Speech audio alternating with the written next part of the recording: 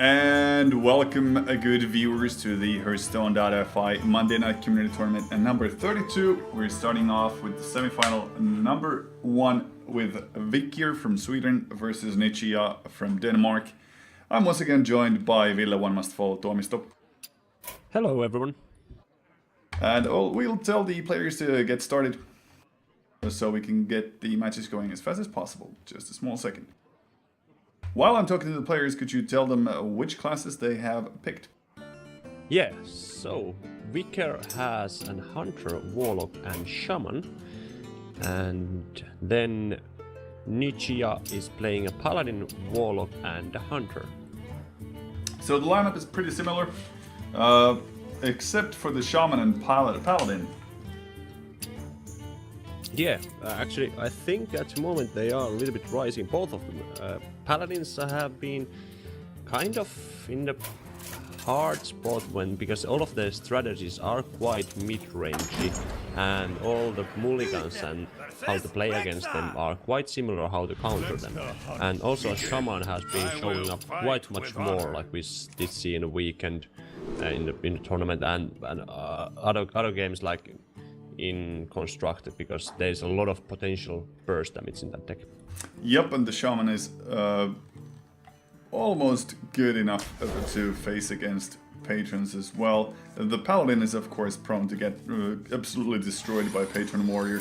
But we have joined the match on Nichija's side of the table. He has chosen to pick Paladin as his first game, and Vikkear has gone with his Hunter.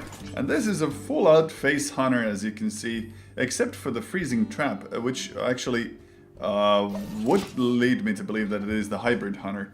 And I jumped to conclusions too soon. It's a bit of an unlucky turn of events with the Mad Scientist in hand with the freezing trap as well. You would want something else to be in that freezing trap's place. While Nichija's hand, well, a Seal of Light is a strong early game response to remove that Knife Juggler. We don't actually usually see Seal of Light, but when you consider the options that you might be facing a lot of aggro, I think that's an okay card. Let me now, just using the hero power,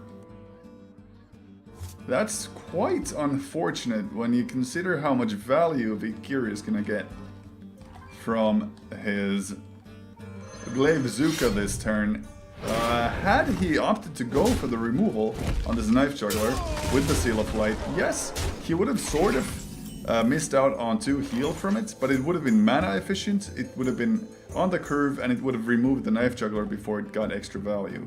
So, just going with the hero power is a move I don't agree with 100%.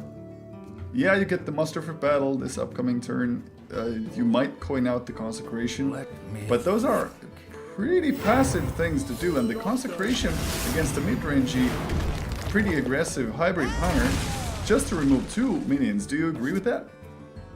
Yeah, actually I agree with your Seal of Light play. It will stabilize the board a little bit, and then the Master of Battle would be actually really good, and you still would have that Consecration, but now we could see there is a lot of use for it. And I think it's better for your curve, because in 4 you could then drop Shield, Minibot and maybe Hero Power, and if you don't have to use a Consecration, so you would have a much smoother curve. Yep, I agree with you 100% there. Opting to use the freezing trap on this turn instead of the Scientist is a tempo option, because you don't actually want to lose your 2-1 to that value Divine Shield from the shielded Minibot. So he's opting to go for the really aggressive play.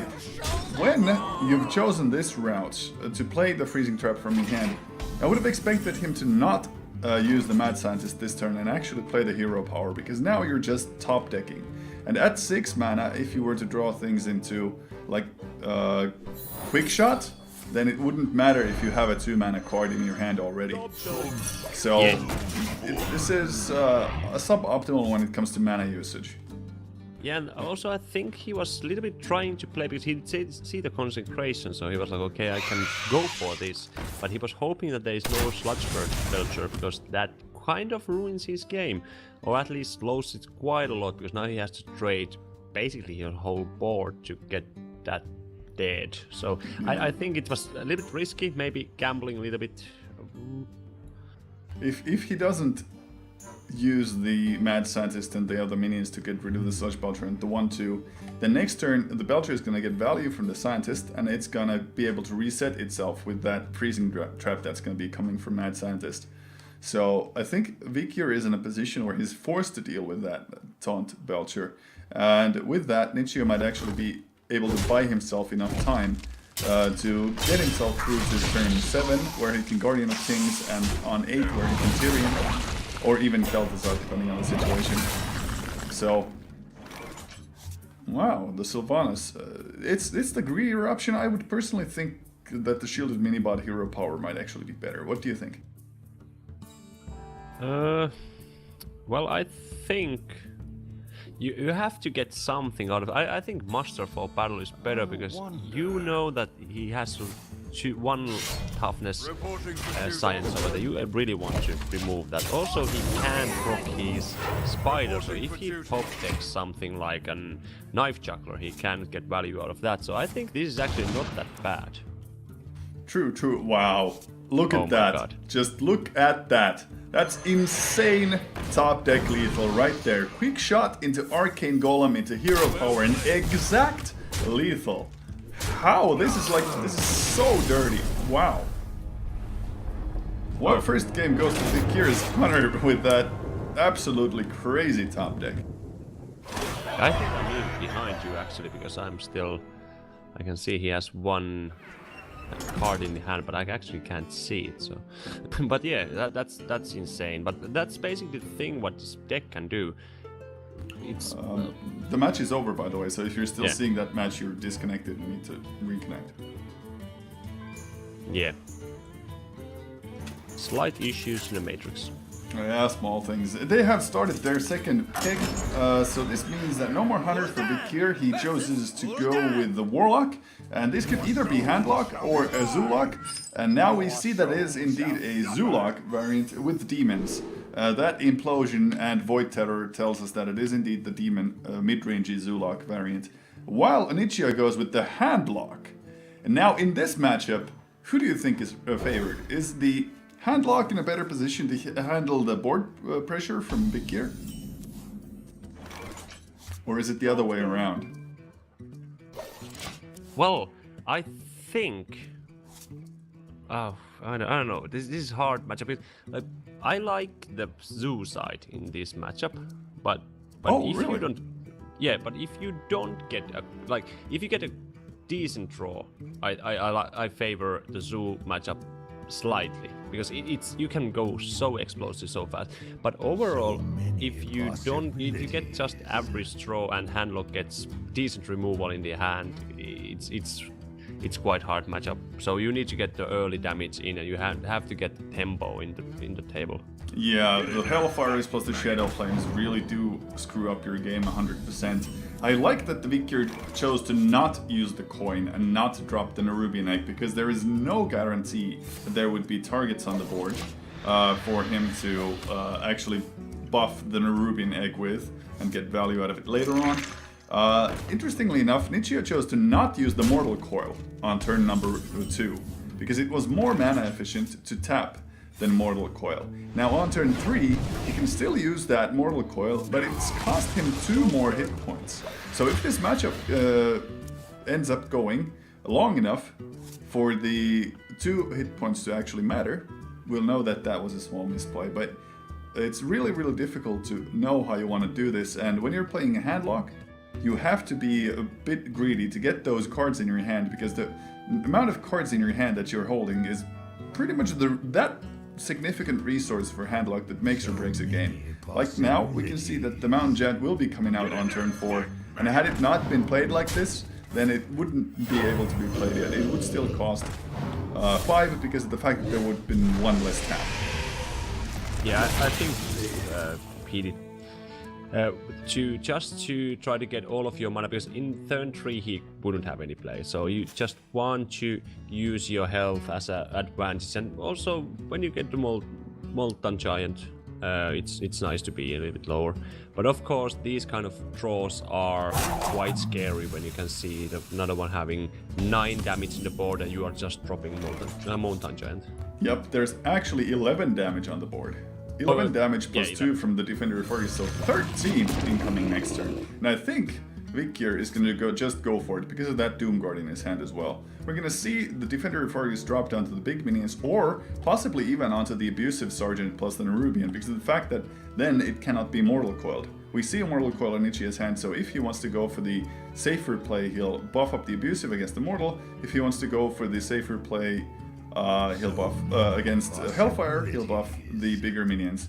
But of course we can see that there is a Shadow Flame in Nichija's hand, so no matter what he plays down next turn, yeah, he'll be low, but Vikkear's board will be completely wiped out. So there's still a chance that Nichija can make it out of this very threatening situation. Yeah, this is quite fine, but you are gonna lose all of these guys. I was actually just thinking that if you would use your overwhelming and just make one huge guy and hope he doesn't have a spot removal for it. Because he can't have Soul Siphon yet, so basically that would be really greedy, but that would pay off big. So you'd use it on the 5/5 Void Terror to power overwhelm it into 9/9? 4/4 and then go for the face and then use the Void and then go for, well, it's what? And then it's 13/13 and it's lethal the next turn. Because now you can push for lethal kind of if you don't get removal. But with that play you would push the guy quite low, but of course there is the chance that then he can get Molten Giants out, and that's scary. Yep. He even opted to not attack with Void Tether because of that Molten Giant combo. There we go, there's Molten Giant number 1, so that's why it has paid off. Does he not use the Shadow Flame? Wow. Now this is risky. This is really risky because there's 7 damage on the board. Power Overwhelming plus Doom Guard is that's 9. Lethal. Yep, 9 plus 7 is lethal. Yeah. That was... what? Okay, so yeah. Now he's counting like, oh wait, don't attack with 2/3. Oh yeah, but no, there is no mana for it, so yeah. Yep, 1 mana off, actually. Yeah, 1 mana off, but you can still push for it because you can trade the A2 for your basically Argus kills the Mountain Giant, then push the Nerubian over there. Yeah, you can.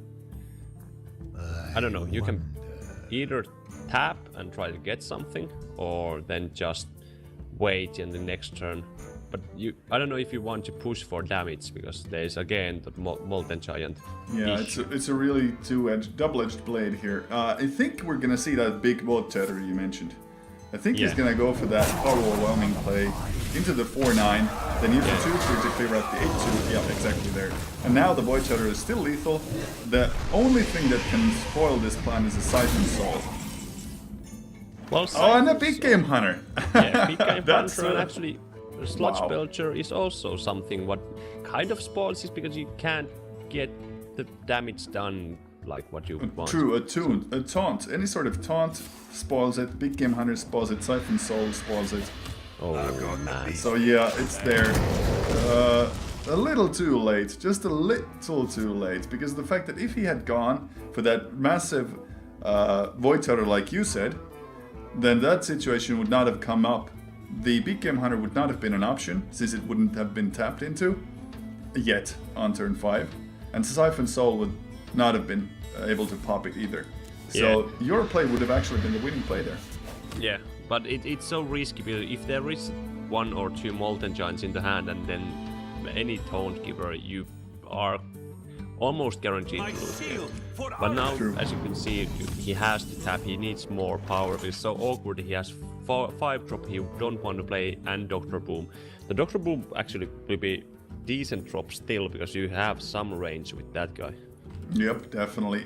We see the anti-kill bot being drawn here. I think to be on the safe side, you trade with the 4/2 into the 2/3, and then you go for the heal bot plus the Belcher. The Acidic Swamp Poison. But yeah, that's the greedier option. You go for the Thauri Sun and you believe that there isn't 13 burst in the hand of the Warlock. You've already seen one power overwhelming, and the combo locks are a rarity nowadays. So I guess it's fairly safe. Yeah, that's why I play still the Leroy Jenkins in my deck. Also, I know people are saying that you should play 2 Arcane Golems, but I just love the Leroy. Well, Leroy by himself is still 10 damage when you combo Leroy with So many 1 power, so it's not that bad. It's just one of those cards that's lost favor for some reason. Yeah, of course it paid, like, cost just a little bit too much, and still is only. Wow. Okay, so he tapped into destroying a card. Yeah, but he basically needed to get himself in basically 1 molten post, and this gonna be really painful turn. Because with this he can just Siphon Soul. He should have Siphon Soul first. Oh yeah, actually, yeah. Then he would have tapped into a card instead of burning that card. So that was an outright misplay on all occasions. Maybe he just didn't want the card. maybe he thought, nah, screw it, let's burn a Jiraxis. Yeah, maybe that was just a sacrifice. But now the board looks really bad. Like, you want to have something you could blow Sylvanas up, but there is not even a chance to double hit it with boom bots because, well, there is none in that side. So, yeah. Well, if he gets lucky with the 4 damage to either one of those small minions, then there we go. It does make the board state a bit better, because now that 5/5 Sylvanas is a real problem for Nichija. He has to deal with it, unless he's got some sort of way to deal lethal, or maybe flood the board with the small minions. The heal bot and the acidic Swampoos would actually be pretty good options. Both of those heal bots even. Yeah, I think this is a great play. Like, yep. You only have 1 in 5 to actually lose your count, and even then you are in decent position. Yep, he's actually not using the Swampoos. I think he expects to see a Jiraxis. Yeah, just safe call. You're in 27 life and the zoo is in 8, so you are in quite safe position. I know now he needs a taunt guy, and nope. That's definitely GG, game over for Vikkear, and we see the series being tied 1-1, where Nichija's Handlock was able to eke out the victory from the Zulak, like I predicted. This time I was on point. Yeah, you don't get, like, that draw was decently good in zoo side, but still that one lethal misplay that you called. You made the right play. He unfortunately didn't. Yeah, but that's one of those plays what is really risky to do. Definitely. So I understand why he didn't, and if I would get in this point, I would want to play as safe as I can, because one bad play can really ruin your mood and just basically cost you a game or 2.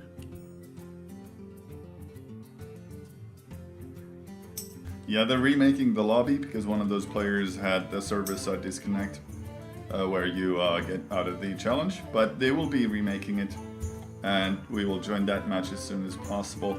Now, the things that you said make a lot of sense, because I do recall that on that turn, where that risky play was an option, Nichija did tap into a Molten Giant, didn't he? No, he did use a Mortal Coil to get it, but yeah, basically he got it with the extra card in that turn, so... Yeah, so then he could have been able to play it. And he would have 4 mana left after that. And he did have 1 Sunfury Protector. Yes. So it would have been actually bad for the Zulak player even then. So, well, yeah, you could kill the giant and then still have big body over there, what actually requires another big guy with the taunt. So, but then the big game hunter would come and it would end the same. Yep, they are still just confirming that they have remade the lobby and will continue playing. We do have a certain rule in the tournament that a disconnect is considered a loss, but only during a match. So if the player is disconnected from a challenge screen, it doesn't actually affect the outcome of the match in any way, and it's clear that these players are not going into their libraries to change cards, etc., because of the fact that they're able to continue speaking to us and remake the lobby as soon as possible. So no abuse there, no reason to make anything big out of that. Nichija's starting hand is definitely quite nice, except maybe for that abusive sergeant. If you're playing Hunter, you want to see another 1-drop. You want to see something like a Leper Gnome that doesn't have a Battle Cry wasted on the 1-mana slot. And Vikkear, 1-2-3 curve for a Zulok versus a 1-2-2-4 on a Hunter. There we go, getting nice mulligans. A Leper Gnome for Nichija out of those Paladin Shredder changes. The Knife Juggler gets to be a Knife Juggler still.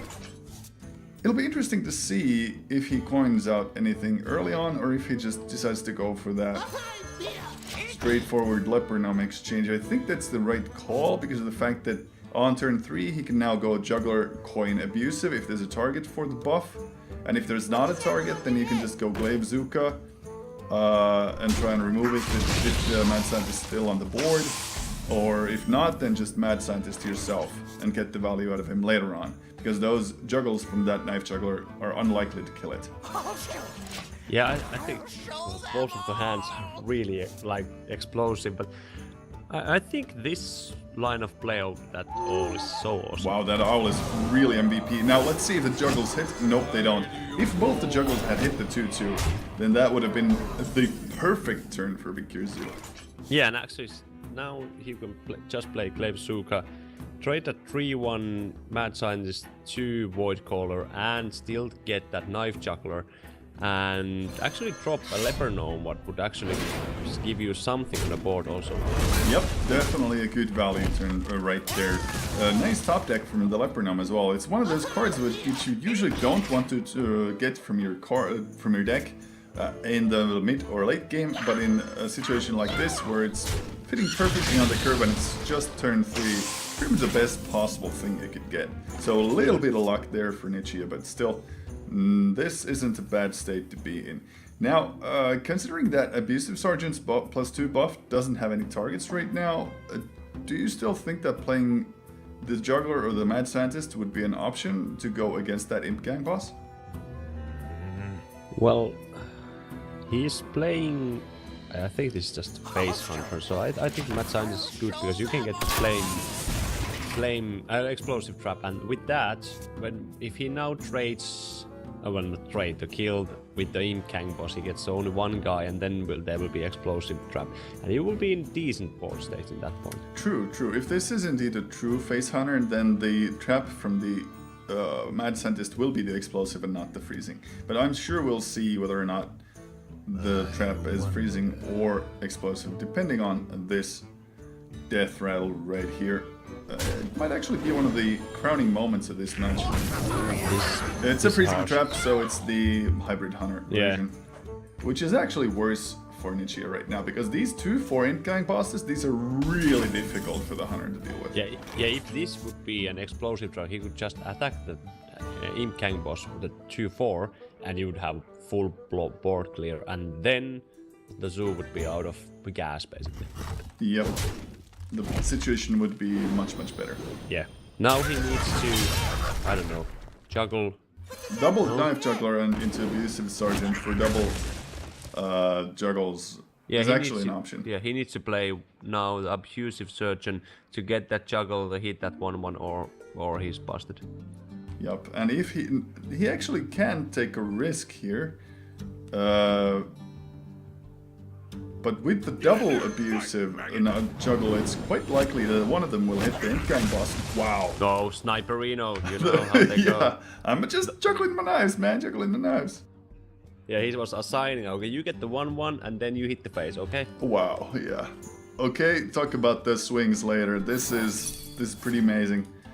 Vikkear is stuck with Malaganis and a Power Overwhelming, which do absolutely nothing right now.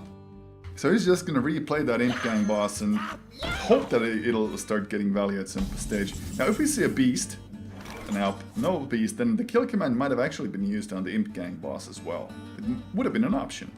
Yeah, but I think still the hand is decent because you can still use the Void Terror. No, sorry, not Void Terror. Oh yeah, you can use it and just get some value out of it, and it's a basically 4/4 if there's one guy. But now that you can see that he's just going to safe route and just clean everything on the board and get some damage in. But now he needs something, but he can push the Malganis out and try to get advance in the table. Yep, this Pilot Shredder is gonna make a lot of impact on the board.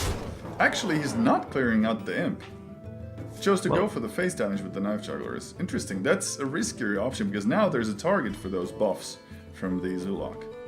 Yeah, I think that's really risky. You are trying to push a lot of damage and there's basically 4 cards in the enemy's hand. You can not safely assume, but you can come in. Maybe you have some idea that there will be some kind of shenanigans. And now you can see that he's most likely going for power overwhelming for the Imp, clearing one of the Nice Jugglers, most likely, or actually Shredder, and then using a Void. So I'd go for those Knife Jugglers before the Shredder, because the fact that, yes, Shredder does 4 damage, but those Jugglers do double the RNG generation, so to speak. But so you can get one of those out, and with good luck you can get the Pilot Shredder to drop the Doomsayer. You will be just laughing. Oh yeah, that's true. If you got the Doomsayer out of the Pilot, that would be great. But also, yeah, and the Juggles will most likely hit you in the face. So yeah, it's harsh because you can take 1 to 2 damage anyway. So yeah, it's a safer play. I actually like this. Yeah, and if you had removed the Pilot Shredder, there would still have been that Death Rattle 2-cost minion, which would have been problematic to deal with. Yeah. Okay, so all to face, hero power, everything to face. Oh, with the Juggle hitting the 8/4, actually you're gonna trade with the Shredder. And you should trade with the Shredder before attacking with the 3/2, so you'll just see what comes out of the 2/2. Yeah, there might be a wolf and you get 1 extra damage. Yeah. Nope, it's the Mad Bomber. Yeah, so you put him on the 8 and you have easy lethal in the board, and he's 1 turn off for Malganis, but actually couldn't save him. So 2 targets for that Defender of Argus though, the egg and the flame. Yeah, but you will take 3 damage if you play the Imp, so it's not true, it's still lethal, yeah. Yeah. Imp will have 3 hit points to it himself, but unfortunately against 3/2s that will do pretty much nothing. And those 3 attack minions will deal with the taunts, and the 5/5 will just go for the face damage. Or you just, for the sure, you just top deck a Wolf Rider. Yep. So yeah. Now.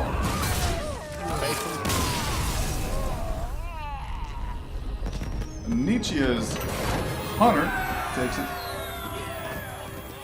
leaving only his Paladin up versus Vikkear's Shaman or Warlock.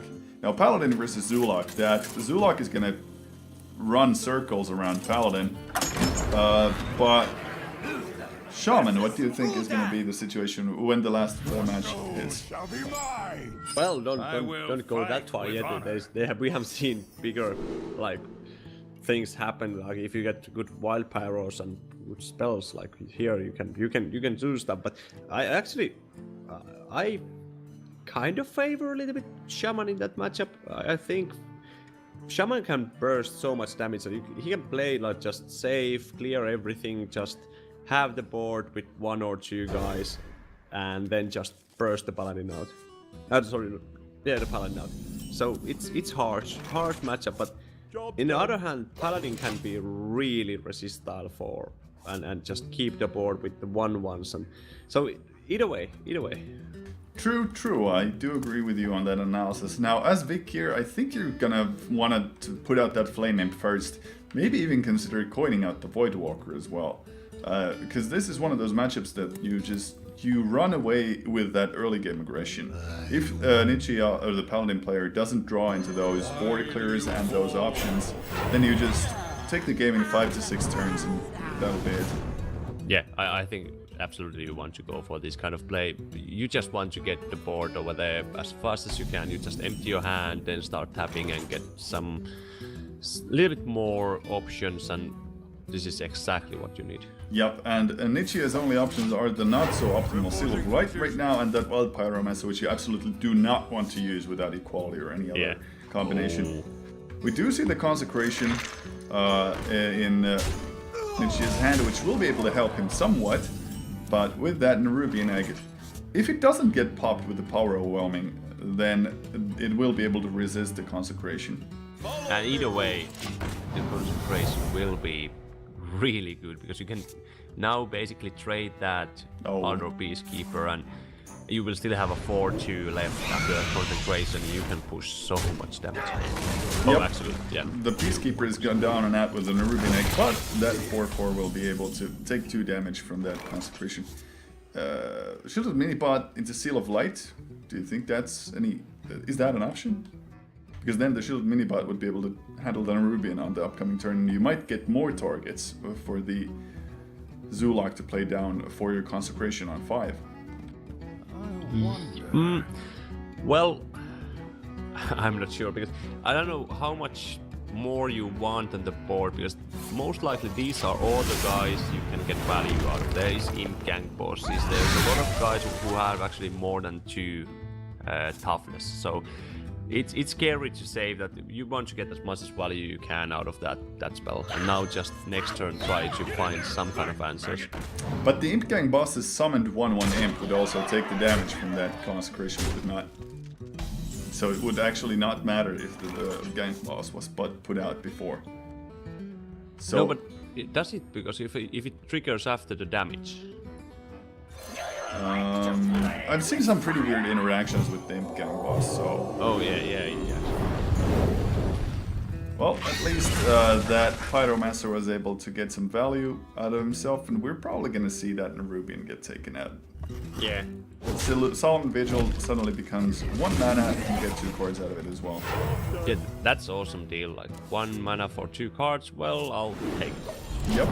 As we know, Paladins usually struggle with... Okay, so it does not die. Yeah. There we go. It's actually fixed in a rather ingenious way. Playing that Doomguard and sacrificing a Sylvanas at this stage is very, very reasonable, because you don't want to see those big taunts come up and stop you from using your Doomguard. And you know, Sylvanas in this matchup, it could be great value against something like Tyrion, but you don't want the game to last that long. No, I'm feeling now that you can you go for Sludge Spellcer pass and then Sludge Spellcer to Shielded Minipot and hope he don't draw any reach? Yes, you can. I think that's actually pretty much your only option, because if you were to go for the True Silver Champion, yes, you would heal for 2, but there would still be 7 damage on the board left. But 7 is not 9, so... Oh, damn. Implosion, well, it's gonna... If it rolls 4 on the Sludge Belcher... Yeah, then if you it could rolls trade with 4, the it's really harsh. But the safe play is to attack the 3/5 with your 5/7, but that's gonna mean that you don't have any chances to make that 5 damage to the face. So he's not willing to take the risk. It's a 33% chance that Implosion hits for 4, and if it does hit for 4, we're gonna see a lot of small imps and a lot of value from the Imp Gang boss plus Doomguard. I actually think if you just Implosion for that, and then you can trade either Imp Gang boss or the 1 Imp, so either way, it would be decent. Yeah, it would be okay. You'd lose the Imp Gang boss though, so. Yeah. And as we saw, the low roll of 2, attacking with the Doomguard was actually the correct call. Yeah, and you can still use it once. So now basically, what Nichija needs is a Consecration. Yep, and if Vikkear plays the Dr. Boom, he needs to first attack with the 1/1s into the 1/2 Belcher, because otherwise he will not be able to spawn those boom bots. Yeah. Still, it's looking very good for the Zoo player. Ooh, Wow, did it. okay. So... But he trades the board bodies, yeah, it's okay. Okay, yeah, he wants to get rid of the mini-bot in the same turn. Makes a lot of sense. Yeah, you already see the Wild Pyromancer, you know what is on the deck, and so it's really harsh to actually get this anywhere going. Yep, there's nothing in those cards Nichija drew Yeah. Vikkear takes it on turn number 7, so one turn later than predicted. Yeah, it's a hard matchup for the Paladin. Definitely. One of the worst ones you can get. Yeah. But now it's interesting to see how well that Shaman will do against Paladin, because I have seen draws where Paladin's just standing still and they're like, okay, I'm ready to start, and the Shaman is already, I kill you. So there's so much stuff what you can do, and Paladin has no answers, but not with these hands. Yep, those are all gonna get cycled out except for the mini bot. And see the heal bot plus Drake on the Shaman side of the board. The heal bot is definitely an interesting choice. Yeah, this is like, I'm not sure, but this looks like a control Shaman, the old kind of. Oh wow, it actually could very well be the control Shaman. That's something new. I haven't seen that in like 2 months, I think, at least. Yeah, but that was my secret thing. I was trying, but I was failing. But yeah, nice to see. We were actually talking with my friend, like, what is the best control, like, after Warrior, and I was saying that actually I think the Shaman is one of the best control at the moment, because you can have so much nice stuff over there and so much card draw. And when was this? It was last Saturday. Oh, wow, okay.